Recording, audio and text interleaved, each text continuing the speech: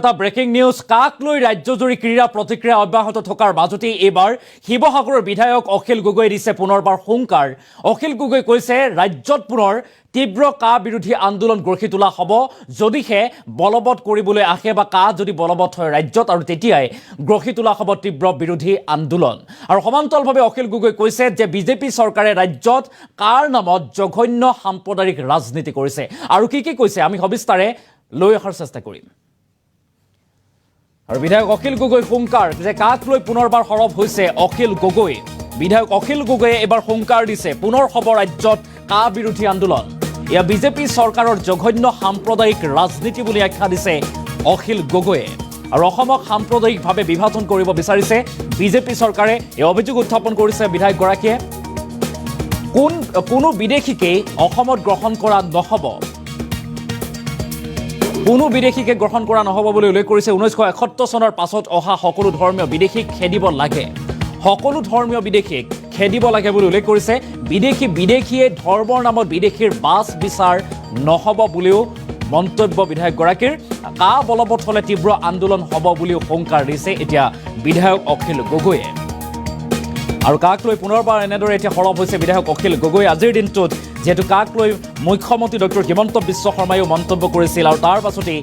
যি সৰব প্ৰতিক্ৰিয়াৰ সৃষ্টি হৈছে বিধায়ক অখিল গগৈয়ে এবাৰ পুনৰবাৰ হুংকাৰ দিছে যে কৈছে অসমক সাম্প্ৰদায়িকভাৱে বিভাজন কৰিব বিচাৰিছে আৰু বিজেপি চৰকাৰৰ এয়া জঘন্য সাম্প্ৰদায়িক ৰাজনীতি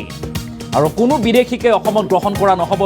বিদেশীয়ে সকলোকে খেদিব লাগে বুলি উল্লেখ কৰিছে 1971 চনৰ পাছত অসমলৈ অহা সকলো ধৰ্মীয় বিদেশীক এতিয়া খেদিব লাগে ইছলাম হওক হিন্দু হওক খ্ৰীষ্ট জৈন বুদ্ধিষ্ট যিয়ে হওক সকলো ধৰ্মীয় বিদেশীক খেদি পঠাব লাগে বুলি এতিয়া মন্তব্য বা দাবী কৰিছে বিধায়ক অখিল গগৈয়ে লগতে কৈছে যদি কা বলবৎ হয় তেনেহ'লে তীব্ৰ আন্দোলন গঢ়ি তোলা হ'ব বুলি হুংকাৰ বিধায়ক অখিল গগৈয়ে বিধায়কগৰাকীৰ মন্তব্য আমাৰ হাতত আহি পৰিছে কি কৈছিল আমি সেই মন্তব্য আগবঢ়োৱাৰ চেষ্টা কৰিম এইটো হ'ল বিজেপি চৰকাৰৰ সাম্প্ৰদায়িকভাৱে অসমক বিভাজন কৰাৰ কাৰণে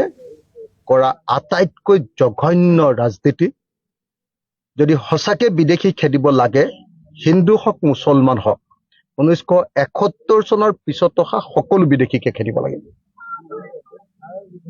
কিন্তু বিদেশীক জাতিৰ নামত ধৰ্মৰ নামত ভাগ কৰি হিন্দু বিদেশী বাংলাদেশীবিলাকক ইয়াত ৰাখিব আৰু বাকী কাকো নাৰাখিব এইটো এটা নিকৃষ্ট কাণ্ড আমি 1971 চনৰ পাছত অহা সকলো হিন্দু মুছলমান খ্ৰীষ্টান জৈন বৌদ্ধ শিখ সকলো বিদেশী আৰু অকল বাংলাদেশ বা আফগানিস্তানৰ পৰা অহা বিদেশীয়ে নহয় অন্য পৃথিৱীৰ যদি কোনোবা কোণাৰ পৰা অহা বিদেশীও আছে সকলোকে 2071 চনৰ 24 মাৰ্চৰ পাছত 25 মাৰ্চৰ দিনটোৰ পৰা অহা সকলো বিদেশীকে বহিষ্কাৰ কৰিবৰ কাৰণে চৰকাৰক দাবী জনাইছো আৰু কোনোপধ্যে অসমত কা বলবৎ নকৰিবৰ কাৰণে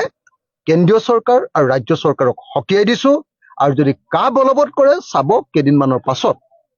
আকৌ প্ৰবল প্ৰতিবাদ হ'ব আৰু অসমৰ মানুহে কা বলবৎ কৰাৰ কাৰণে বিদেশীক অসমত জাপি দিয়াৰ কাৰণে বিজেপিক অসমৰ ৰাজনীতিৰ পৰা চিৰকালৰ কাৰণে এইটো হ'ল বিজেপি চৰকাৰৰ সাম্প্ৰদায়িকভাৱে অসমক বিভাজন কৰাৰ কাৰণে কৰা আটাইতকৈ জঘন্য ৰাজনীতি যদি সঁচাকৈ বিদেশী খেদিব লাগে হিন্দু হওক মুছলমান হওক 1971 চনৰ পিছত অহা সকলো বিদেশীকে খেদিব লাগে কিন্তু বিদেশীক জাতিৰ নামত ধৰ্মৰ নামত ভাগ কৰি হিন্দু বিদেশী বাংলাদেশীবিলাকক ইয়াত ৰাখিব আৰু বাকী কাকো নাৰাখিব এইটো এটা নিকৃষ্ট কাণ্ড আমি 1971 চনৰ পাছত অহা সকলো হিন্দু মুছলমান খ্ৰীষ্টান জৈন বৌদ্ধ শিখ সকলো বিদেশী আৰু অকল বাংলাদেশ বা আফগানিস্তানৰ পৰা অহা বিদেশীয়ে নহয় অন্য পৃথিৱীৰ যদি কোনোবা কোণাৰ পৰা অহা বিদেশীও আছে সকলোকে 2071 চনৰ 24 মাৰ্চৰ পাছত 25 মাৰ্চৰ দিনটোৰ পৰা অহা সকলো বিদেশীকে বহিষ্কাৰ কৰিবৰ কাৰণে চৰকাৰক দাবী জনাইছো আৰু কোনোপধ্যে অসমত কা বলবৎ নকৰিবৰ কাৰণে কেন্দ্ৰীয় চৰকাৰ আৰু ৰাজ্য চৰকাৰক সকীয়াই দিছো আৰু যদি কা বলবৎ কৰে চাব কেইদিনমানৰ পাছত আকৌ প্ৰবল প্ৰতিবাদ হ'ব আৰু অসমৰ মানুহে কা বলবৎ